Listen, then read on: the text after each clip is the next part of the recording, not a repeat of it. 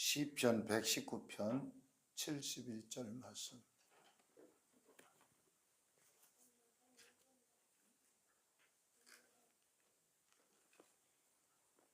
시편 119편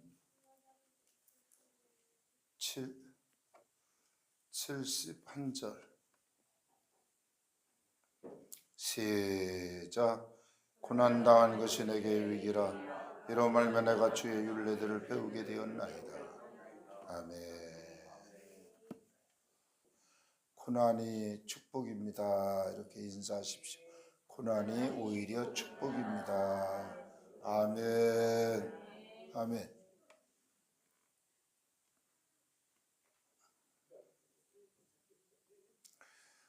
대통령이 서울구치소에 수감되었다는 소식을 듣고 76세 된 원로 목사님 김진홍 목사님이 자필 사인을 해서 이제 자기도 민주화 운동할 때 박정희 유신 체제를 반대해서 잡혀가서 엄청나게 고초를 겪었더라고. 그래서 이 하나님께서 하시는 일에 대해서 이제 서울 구치소에서 이제 있는데 이분이 나와서 한 첫 마디가 국정 운영을 하다 보니까 1분 1초도 정말 바쁘게 살았는데 모든 업무가 없어지니까 50일 동안 성경만 읽었다. 아멘. 아멘. 그래서 하나님 모르는 구레스가 크리스천으로 바꾸어지는.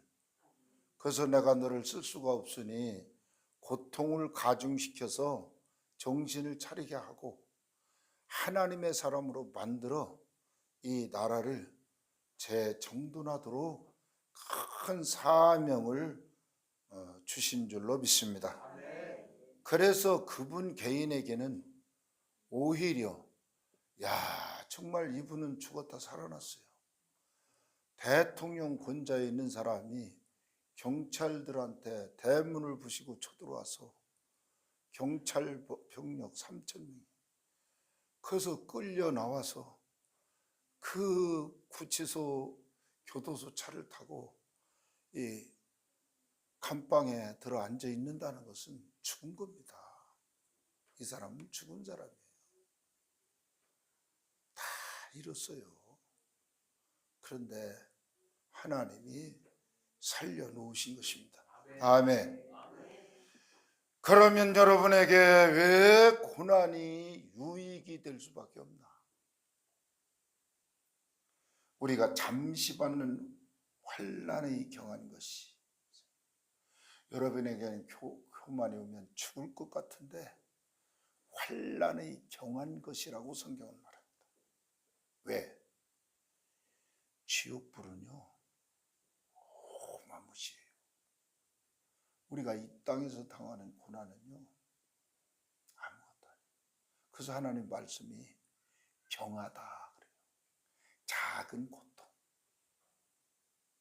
우리가 잠시 받는 환난에 경한 것이 지극히 크고 영원한 영광의 중한 것을 우리에게 이루게 하신다. 우리가 주목하는 것은 보이는 것이 아니요 보이지 않는 것이니 보이는 것은 잠깐이지만 보이지 않는 것은 영원합니다. 할렐루야. 아마도 그분에게는 영혼을 얻게 되는 새로운 출발의 계기가 된 것입니다. 집에 가서 김치찌개 먹으면서 나는 50일 동안 성경만 읽었다. 얼마나 성경을 사무치게 읽었을까? 여러분이 집에서 편안히 누워서 아니면 편안히 그냥 아주 편안한 자세로 성경을 읽는 것과 구치소 그 불편한 조명도 약해서 글씨가 안 보인다. 그분은 안경도 안 꼈더라고.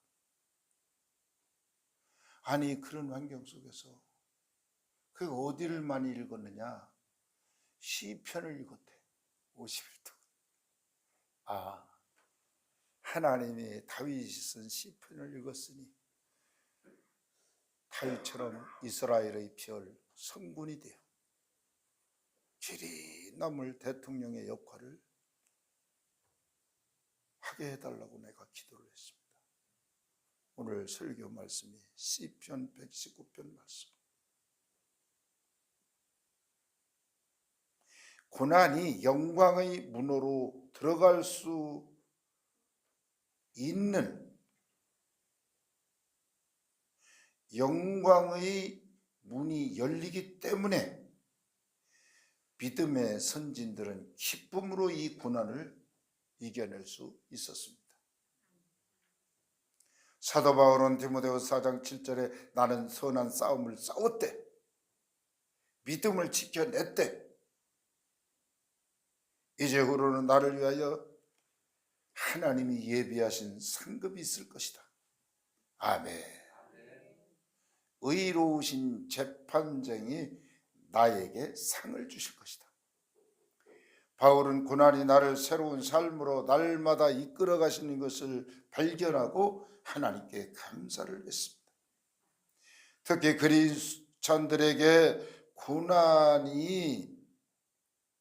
고난당한 일이 감사할 수밖에 없는 일은, 누구나 고난에 빠지면 하나님을 매달려 기도하게 돼요.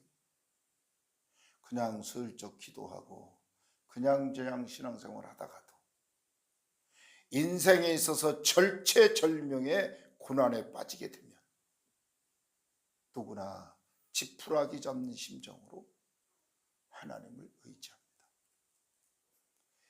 저희 집은 한때 부유하게 잘 살았어요. 정말 제가 어려서는 우리 동네 아이들보다는 월등히 저희 집이 잘 살았어요. 근데 우리 둘째 형님이 병들어서 다 죽어가니까 우리 아버지 생각이 땅은 다시 돈 벌어서 사면 되고 우선 있는 땅을 팔아서 이 아이를 치료시키자. 그래서 그 당시에 서울대학병원에 입원시켜놨는데 죽어가는 사람에게만 쓰는 주사 한 대에 지금으로 말하면 모세혈 세포, 줄기세포 주사는 2천만 원이 지금도. 그런 정도의 비싼 주사를 매일 아침 저녁으로 맞으니까 우리 집이 꽤 부자였는데 순식간에 가난해지더라고요. 논 팔고 밭 팔고 산 팔고 있는 건 다 집어 팔았어요. 다 집어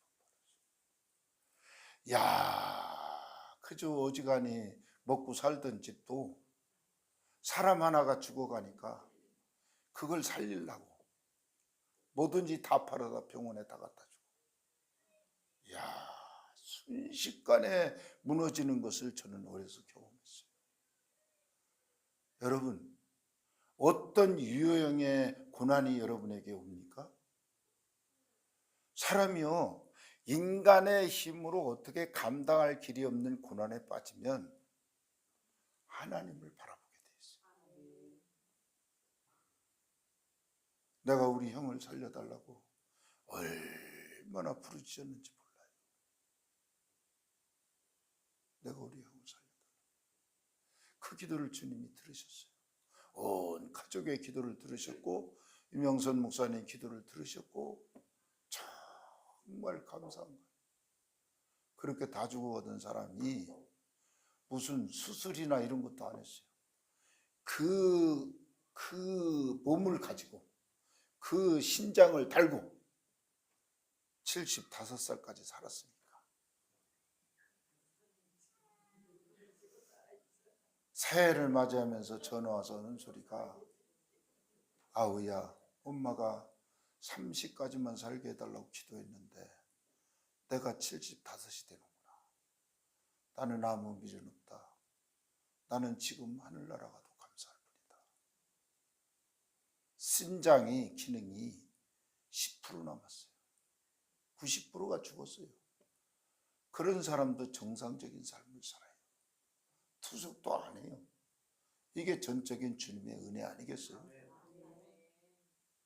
나는요, 의학적으로 이분이 정상적으로 살 사람이 아니에요. 근데 멀쩡히 잘 살고 있잖아요. 그래서 난 지금 돌이켜 생각하면, 아하, 우리 형님이 죽어가니까 우리 집을 구원의 길로 인도해서 이 환난을 통해서 천국으로 우리를 이끌었다. 형님 목사님이 아니었으면 우리는 예수 안 믿을 집이에요. 그래서 참 나는 이 고난이 어떻게 보면 하나님께 매달려 기도하게 만들고 하나님의 기적을 경험하게 해서 믿음은 향상되고 고난이 오히려 유익이 된다는 것입니다. 할렐루야.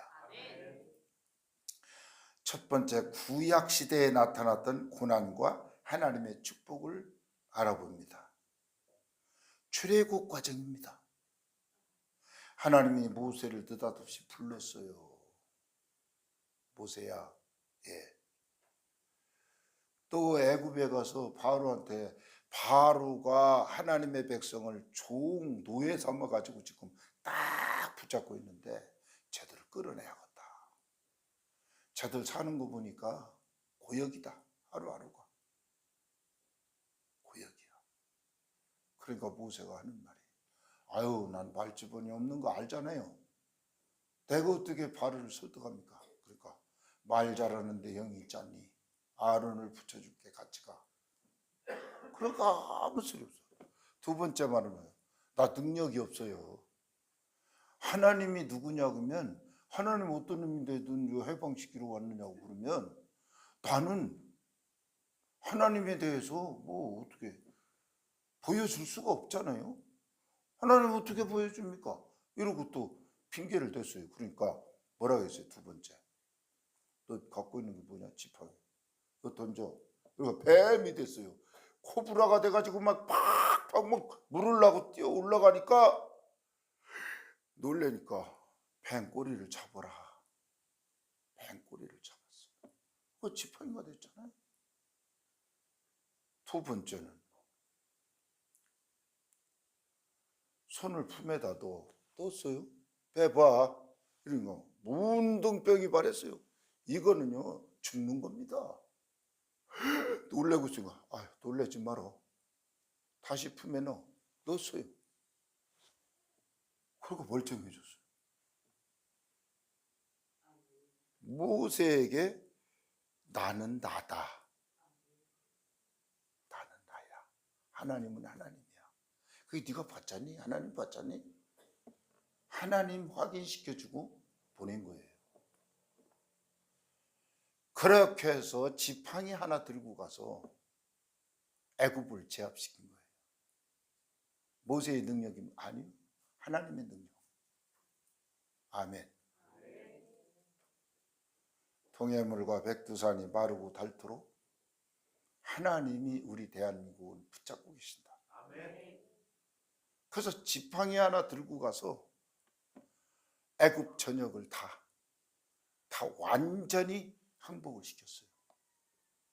그 10가지 재앙 출애굽기 얘기를 보면 웬간해 가지고는요, 아유, 뭐 마술사도 다 했어요.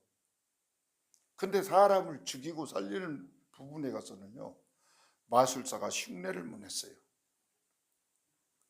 최고 히든 카드가 뭐였어요? 자고 일어나면 너희 장자가 다 죽을 거다. 그런데 하나님이 뭘 시켰어요? 양 잡아먹고 문설주에 피 발라놓으라고 했어요. 죽음의 사자가 칼 들고, 그 영화를 보면 참 잘 만들었더라고. 다 칼 들고 죽이러 새벽 이렇게 다니는데 피 발라있는 집은 못 들어가. 그게 하나님과의 약속이야. 그게 피가 없는, 그래서 피와 구분이 됐어. 애굽 사람과 하나님의 백성이 그때 구분이 됐어. 그런데 피 바르는 걸 광고했을까? 여러분, 천사가 되면서 마귀를 다 죽인답니다. 그러니까 대문마다 양을 잡아서 피를 바르세요. 피를 광고했어요? 안 했어요. 믿음의 비밀이 오늘날일 겁니다. 하나님이 계셔. 하나님이 우리를 위해 싸워주셔. 그래가지고 결국은 세상에 바로가 아이들 장자가 다 자기라는 거 다 죽었어. 아이들. 그러니까 이게 뭐 한 번 또 땡겼다간 거부했다간 왕창 다 죽을 것 같으니까 알았어 빨리 가 그러니까 빨리 가긴 어딜 빨리 가.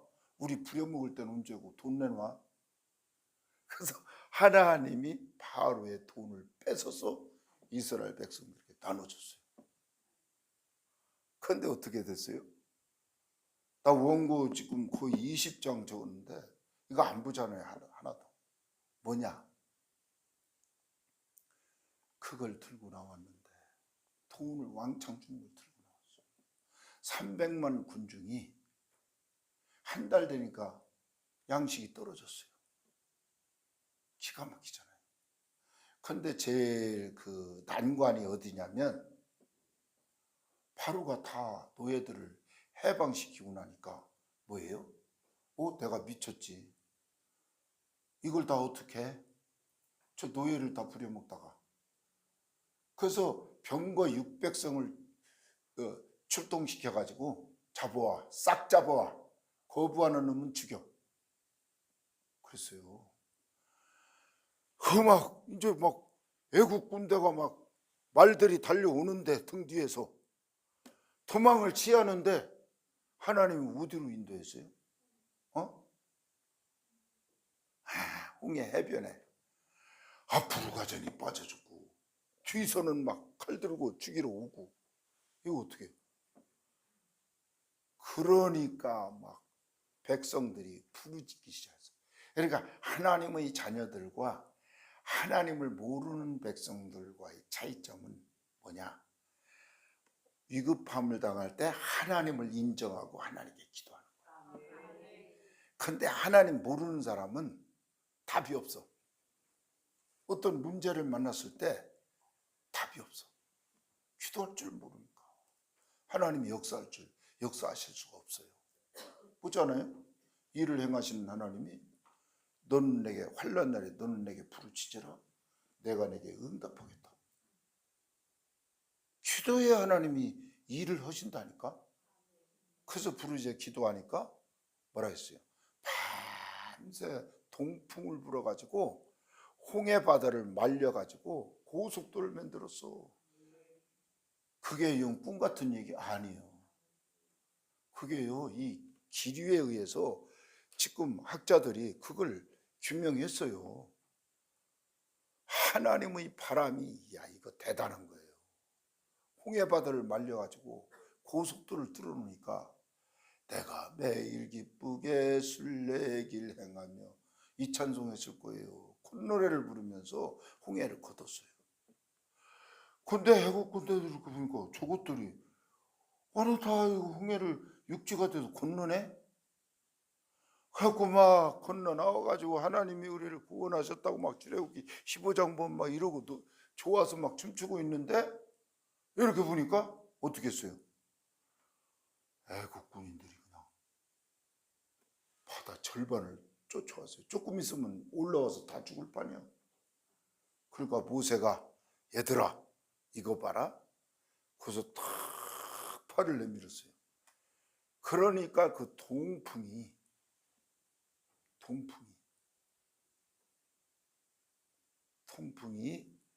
홍해를 말렸는데 또 바람이 바닷물을 끌어다가 합쳐버렸어. 이제 원상 복구를 시켜버렸어. 야, 이거 참 바람의 힘이요. 우리가요 과학계에서 이걸 활용해서 쓰는데요. 여러분 상상이 갑니까? 한 10톤짜리 20톤짜리 덤프트로 엄청난 짐을 실었는데 이게 짐칸이 붕 틀리잖아요. 그래서 쏟아지잖아요. 그게 무슨 힘이에요? 에어 힘이에요. 에어.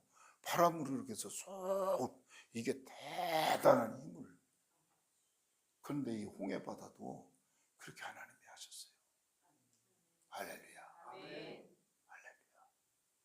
그러니까 자연을 통해서 역사하시는 하나님. 이것도 우리가 믿어야 돼요. 최영규 목사님이 간증을 적어놨는데, 홍콩에 성회하러 갔는데 비가 억수로 와서 설교를 못하게 생겼어요. 장대비가 와서. 그래서 그랬대요. 설교로 나가면서, 하나님 나를 여기다 보내놓고 설교 시간이 됐는데 이렇게 비가 쏟아지면 내가 어떻게 설교합니까? 이 비 좀 멈춰주세요. 그랬대요. 그러니까 독수리 날개치며 올라간 같이 이 말씀이 기억나더래요. 그래서 독수리가요, 2마리가 나타나더니 눈앞에서 막 날개치며 올라가더래요. 근데 그게 뭐냐면, 독수리가 오히려 수직으로 올라가는 건 이상기류가 갑자기 생겨서 비를 멈춘대요. 그게. 그래가지고 비가 그 성회하는 시간 2시간 동안 비가 딱 멈췄대요.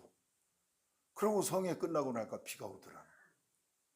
이게 얼마나 그 신기한 역사예요. 자, 수르 광야로 왔어요. 수르 광야에서 목이 말라 이제 죽겠는 거예요. 그래서 3일을 물을 못 먹다가 물구덩이를 만났는데, 아이고, 이 물이 독이 들었어. 마라의 쓴 물이야. 그래서 이걸 마실 수가 없잖아요. 그래서 모세가 또 부르짖어 기도하니까 나무를 집어넣어라. 그래서 독이 없어질 거다. 그래서 물을 시컷 마셨어요. 야, 이 모세의 기도가 이스라엘 백성을 살렸다니까. 그러니까 한 달 지나니까 또 먹을 게 없어요. 광야에서. 이 모래밭에는요, 배추도 무시고 아무것도 농작물이 되질 않아요. 모래뿐인데 흙이 없어서 농사를 못 짓게 됐으니까 모세가 그랬어요. 내가 비같이 만나를 내려줄 거다. 만나 먹더니 또 고기 먹고 싶대.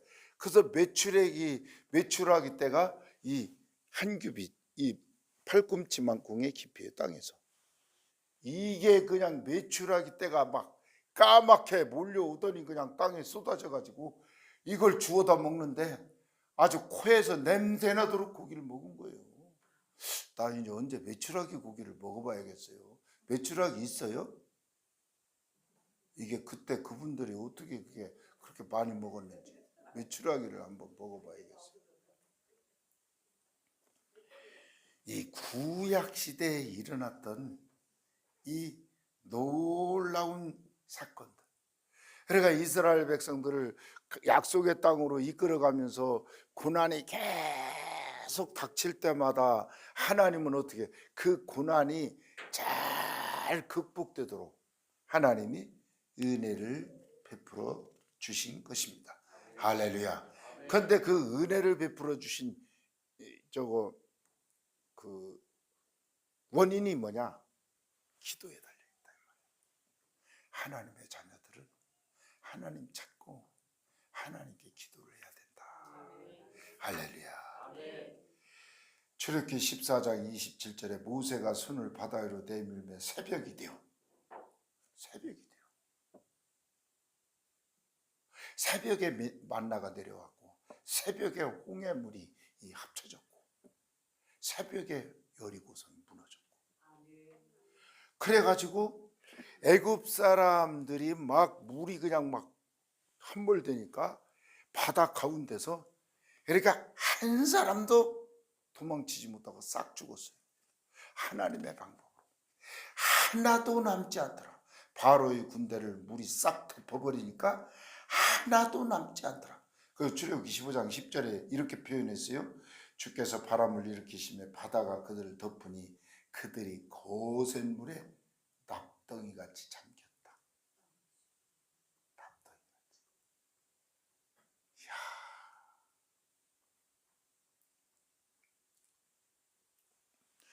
만나와 메추라기를 먹이시고 반석에서 물을 터쳐 물을 마시게 해주시고. 할렐루야. 요셉의 이야기를 봅시다. 요셉에게 닥친 고난과 요셉이 복받은 아름다운 이야기, 요셉 이야기.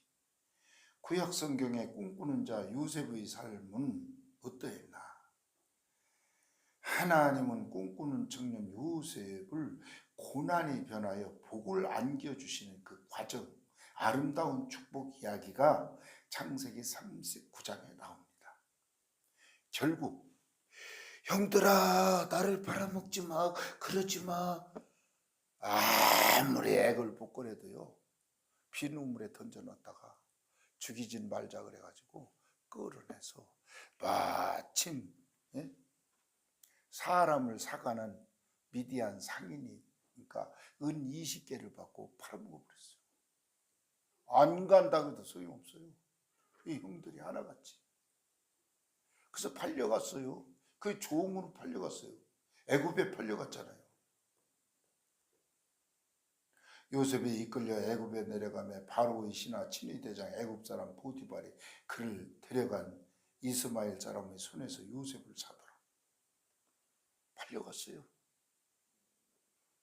팔려가가지고 거기서 벗어날 수가 없어요. 걔는 죽을 때까지 그 집에서 일만 하고, 그 주인이 마음에 안 들면 죽일 수도 있어요. 그 요셉이 생각했을 거예요. 아니, 하나님이 그렇게 꿈을 2번씩이나 주고, 나를 이렇게 형들이 팔아먹게 만들어? 이거 뭐야? 그랬을 것이에요. 그런데요, 거기서 놀라운 말이 있어요. 환경이 그렇게 변해도요, 꿈은 버리지 않았어요. 언젠가는 형들이 나한테 와서 절할 거다. 하나님이 꿈을 보여주셨어요. 그랬더니 세상에 결국은 하나님이 애굽의 국무총리로 세워놔가지고 7년간 기근이 되니까 형들이 곡식 사러 왔잖아요. 그래서 꿈대로 됐어요. 형들이 요셉에게 와서 곡식 사러 왔으니 절을 안 할 리가 없나. 싹 형제들이 절을 했어요. 그리고 아버지 어머니를 고센 땅으로 이주시키고 아버지 어머니 형들이 아들한테 다 절을 했어요. 그건 왜 절을 했냐? 이상하다. 어떻게 아버지가 아들한테 절을? 그게 아니에요. 아들로 보는 게 아니에요.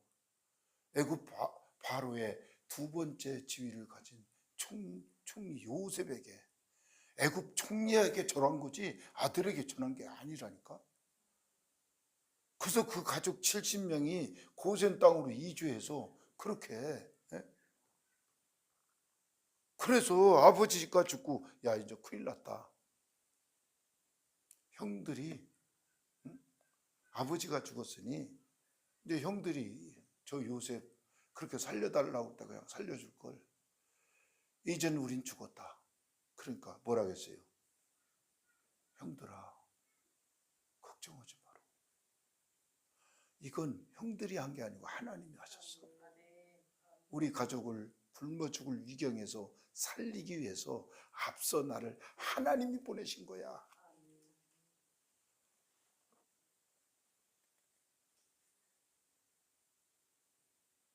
결국 요셉은 37세 애굽의 총리가 되어 고난이 변하여 7년 기근 동안 가족을 먹여 살리는 참 놀라운 은혜를 하나님이 허락해 주셨다. 구약 성경에서는 모세, 이게 요셉, 그 다음에 욥에게 당한 환난은요, 숨을 쉴 수가 없어요. 이건 간단해요. 어느 날 사탄이가 이리저리 돌아서 하나님 앞에 섰어요. 하나님의 사자들도 서 있고, 하나님이 그러니까 사탄이하고는 얘기 상대가 안 된다니까. 야, 너 어디 있다 왔니? 그러니까 이리저리 돌아다니다 왔어요. 그러니까 이 사탄이는요, 예배 드린 데 돌아다녀. 누구한테 붙어서 귀를 막을까? 말씀을 못 듣게 할까? 저리 돌아서 다녀왔나이다. 야, 하나님이 욥한테 저렇게 정직하고 하나님을 경외하며 내가 자랑스럽게 생각하는 사람이 없다. 그래서 내가 복을 많이 부어주었지. 그러니까 이 마귀는 입만 열면 사람을 헐뜯는 얘기를 해요. 또 참소를 합니다. 아유, 하나님, 복 주니까 하나님 좋아하지 복 다 뺏어보세요. 제가 그렇게 하나님 좋아하나? 그래? 그러면 복만 뺏고 몸은 건들지 마라. 아이고, 몸은 건들지 말라고요? 그러니까 죽이지 마라 그랬어요. 그러니까 정수리까지 막 그냥 막 악창이 생겨가지고 막 죽을 지경이야. 그리고 순식간에 스밧 사람이 달려와서 다 막 종들을 때려 죽이고 양떼를 다 뺏어가고 10명의 자녀들이 큰 집에서 잔치하다가 태풍이 와서 집이 무너져서 압사당해서 10명이 한순간에 죽고. 와, 그러니까 이제는 이 정도 되면 아이고, 하나님이 복을 줄 때는 왜 이렇게 그냥 순식간에 사람을 그냥 몰아붙여 죽이려고 듭니까? 이럴 수도 있는데 욥이 뭐라고 말했어요? 이 고난당할 때 말을 잘해야 돼요. 아이고, 우리 목사님 예수님 잘 믿으면 복 받는다니 복은 고소하고 죽을 지경이 됐네. 여러분 어려움 당하면 순식간에 원망이 튀어나올 거야. 근데 욥은 뭐라 했어요?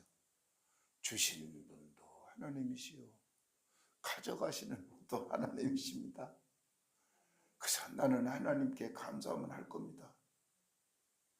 그러면서 욥이 또 무슨 말했어요? 적신으로 와서 적신으로 갈 건데 공술의 공수고. 그러니까 우리가 죽을 때 아무것도 가지고 갈 수 없는데 어차피 빈손으로 와서 죽을 땐 빈손으로 가는 건데 이거 없어졌다고 나 크게 신경 안 써, 이 말이에요. 그러고 이 고난을 인내했는데 어떻게 됐어요? 갑절의 복을 주시고 자손 4대를 보고. 금방 죽을 것 같은 사람이 120년을 살고 죽었어요. 와, 이거요 참 이게 신약 시대에 있었던 고난과 하나님의 축복. 제일 첫 번째는 예수님과 연관된 사건이에요. 요한복음 2장에 가난한 혼인잔치집에 갔는데 잔치가 막 무르익는데 느닷없이 포도주가 떨어졌다는 거예요. 그러니까 한 100명분 포도주를 준비했는데 잔치가 그냥 그러다 보니까 200명이 와버렸으니까 잔치 중간에 포도주가 50%가 모자란 거예요. 먹을 포도주가 없으니까 큰 문제 아닙니까? 그러니까 옛날 히브리인들은 손님들이 오면 물을 떠서 발을 씻기 위해서 항아리를 6개 이렇게 놨어요. 그 잔치집에. 그러니까 주님이 항아리 보고 사람들한테 저 항아리를 물로 채우라 그랬어요. 그래서 물로 채웠어요. 꽁꽁거리지도 않고. 이제는 떠다가 온 손님들한테 이 포도주를 먹게 연회장한테 갖다 줘라. 그래서 물인데 분명히 떠서 갖다 주었는데 그 가는 동안에 연회장이 그 물을 보더니 분명히 물이거든. 신랑 빨리 부르라고, 신랑. 아니, 초장에는 좋은 포도주를 주고 술이 취하고 나면 질이 낮은 포도주를 주는데 아니 이 집은 잔치 끝날 시간에 이렇게 좋은 포도주를 나를 위해서 남겨놨었느냐고. 그러고 막 입이 그냥 귀에 걸쳐가지고. 여기서 문제를 만났을 때는요 순종과 감사뿐이에요. 그냥 하나님이 시키는 대로 우리는 순종만 할 뿐이에요. 그러면 그 순종 속에 기적이 나타나요. 여러분 말이 됩니까?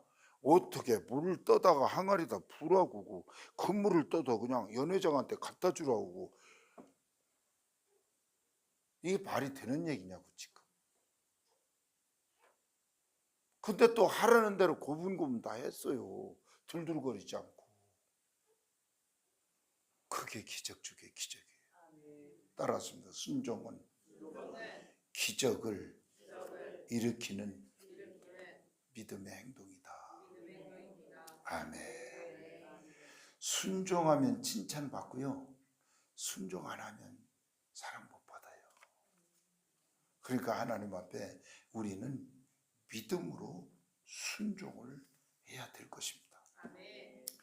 신약 성경에 나타난 두 번째 기적. 하루는 주님이 핵심이 복음을 전하는데 저 베다니 마을에 나사로 집에서 주님, 나사로가 지금 죽어가요. 급합니다. 빨리 오세요. 그랬어요. 그러니까 알았어. 그러고선 3일 동안을 못 갔어요. 기다리다 결국 나사로가 죽었잖아요. 그러니까 마르다가 이랬어요. 아이고, 오라고 할 때 빨리 왔으면 우리 오라버니가 안 죽었을 텐데, 늦게 오는 바람에 죽었잖아요. 아주 냉랭합니다. 이제 예수님한테 시험 들었어.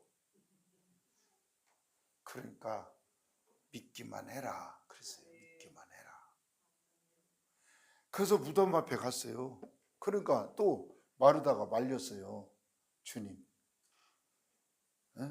아니 지금 생각이 있는 것입니까? 죽기 전에 살았을 때 와서 안수기도 하면 금방 날 텐데 세상에 무덤문으로 가는 게 뭡니까?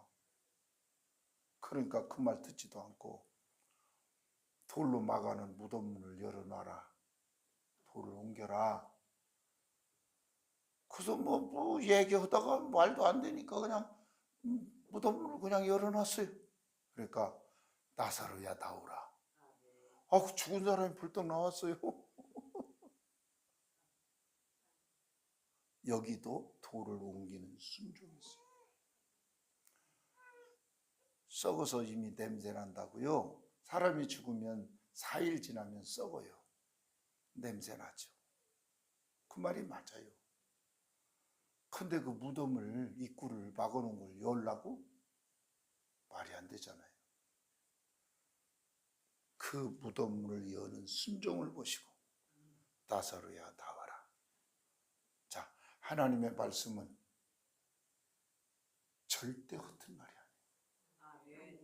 하나님의 말씀은 말씀대로 됩니다.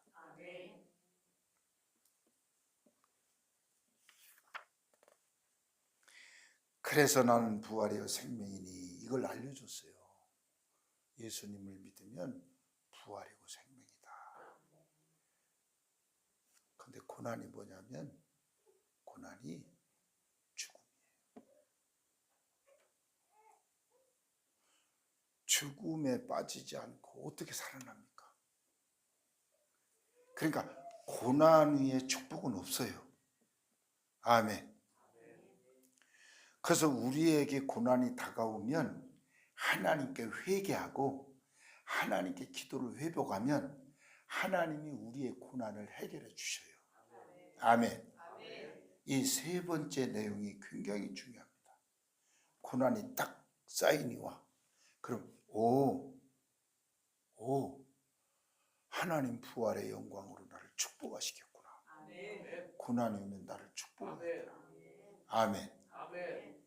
호세아 5장 15절에 그들이 그 죄를 뉘우치고 내 얼굴을 구하기까지 내가 내 곳으로 돌아가리라.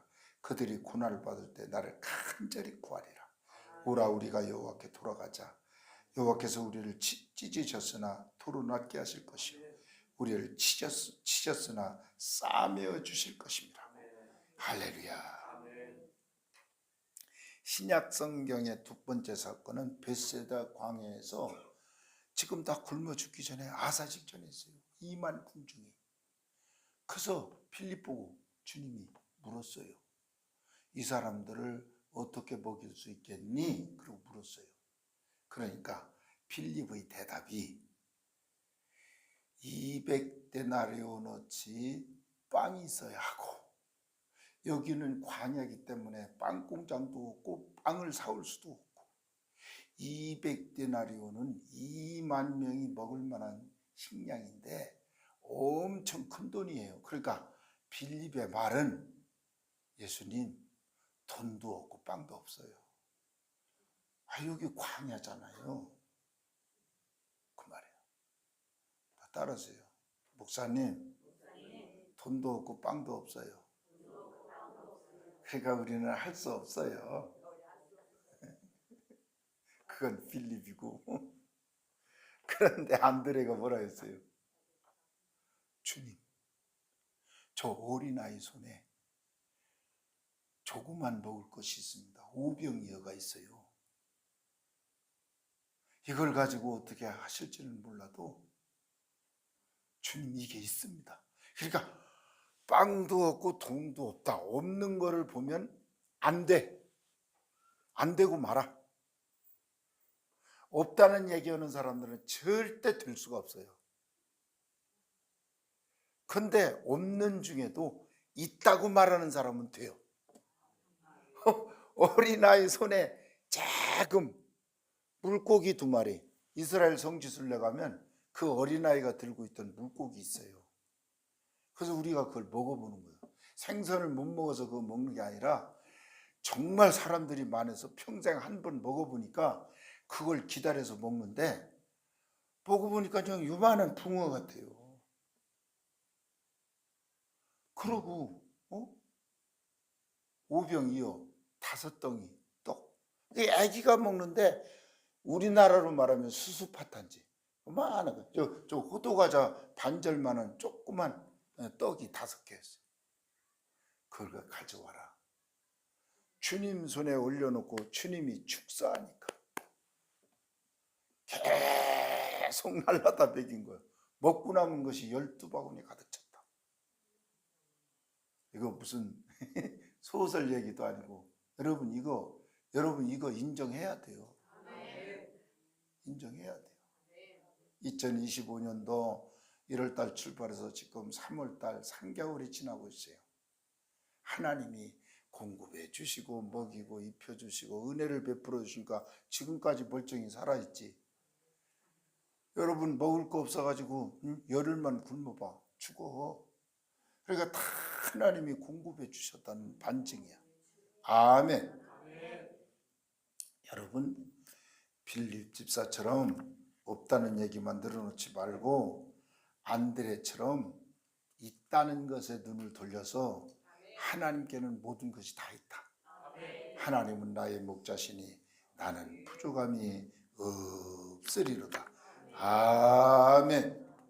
아멘. 우리 하나님은 죽은 자를 살리시며 없는 것으로 있는 것으로 역사하시는 상 주시는 하나님을 우리는 믿어야 할 것입니다. 그래서 사도 바울의 로마서 5장 3절에 우리가 환난 중에도 즐거워하나니, 어려움을 당하는데 즐거워하는 것이 뭐냐? 기도할 수 있기 때문에. 시편 123편 2절에 나는 항상 하나님 바라보는 믿음의 고백을 이렇게 합니다. 생전의 손을 바라보는 종들의 눈같이, 여주인의 손을 바라보는 여종의 눈같이 우리의 눈이 여호와 우리 하나님을 바라보며 우리에게 은혜 베푸시기를 기다리나이다. 아멘. 그래서 이제 14명의 광부가 갱도가 무너져서 갇혔어요. 순식간에 일어난 사고입니다. 근데 그 14명의 광부가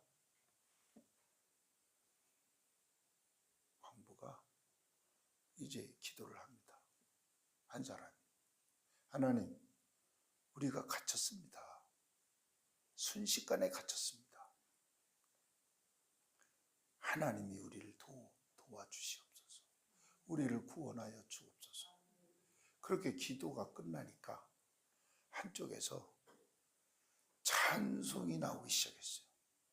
이게 71장이에요. 예로부터 도움 되시고 내 소망 되신 주, 이 세상 풍파 중에도 늘 보호하시리. 이 찬송을 14명이 갱도 속에서 막 소리 질러 부르지도 않았어요. 그러니까 구조대가 조금 내려가니까 계속 소리가 나는 거예요. 그래서 그 소리 나는 갱도로 이렇게 무너진 갱도를 빨리빨리 이렇게 해서 가보니까 14명이 고스란히 살아있어요. 그런데 놀라운 것은요, 먹지도 않고 마시지도 않고 씻지도 않고 세상에 기도하고 찬송하니까 저들이 그렇게 편안했다는 거예요.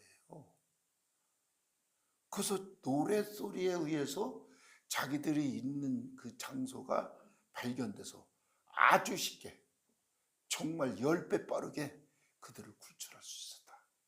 그러니까 어려움을 만나면 기도하고 찬송하고 감사하는 거, 어려움을 만나면 하나님께 순종하고 그저 하나님의 능력의 손길을, 도움의 손길을 기다리는 거. 아까 말했잖아요. 상전의 손을 바라보는 종들의 눈같이, 여주인의 손을 바라보는 여종의 눈같이 우리의 눈이 여호와 우리 하나님을 바라보며 은혜 베풀어 주시기를 기다리고 있습니다. 아멘. 우리 하나님이 우리 평강의 가족들 여러분 모두에게 큰 은혜 베풀어 주실 줄로 믿습니다.